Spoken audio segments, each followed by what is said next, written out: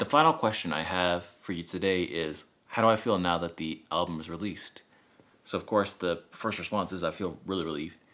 I've been working on this project for a very long time. Of course, at least a year and a half. But as I discussed earlier, that elements that are for more than 4 years. Some elements like the poem in the introduction goes back 12 years. So I feel very relieved.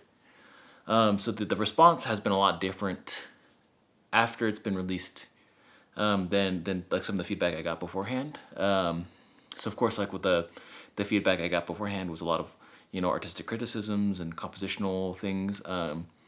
But now that I'm getting a response from like more of the general public, it seems people are pretty open to the idea of an art album where and they're really enjoying the story aspect of this work that I created. And so from that perspective, I'm really happy. So it's a really big deal, and I'm really happy that people are enjoying the music, and that's what's most important. But of course, I've worked on it for a long time, but the work isn't over. I still have additional goals for this album that I didn't have for a lot of my previous work. So one of the first things I want to achieve is I want to get artwork made. So I really feel like having some original artwork to convey the story will strengthen the image, not only for myself but for everybody else who listens to the album.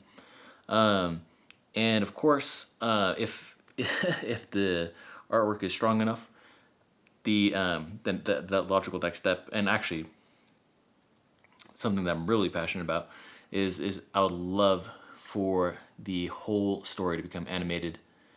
So I spoke earlier that one of my big inspirations, of course, is Daft Punk's Interstellar 5555, and that whole concept of having the whole story being animated and the music and the animation going hand in hand. I think just a really beautiful work of art, and that would be something I would love to work on in the future.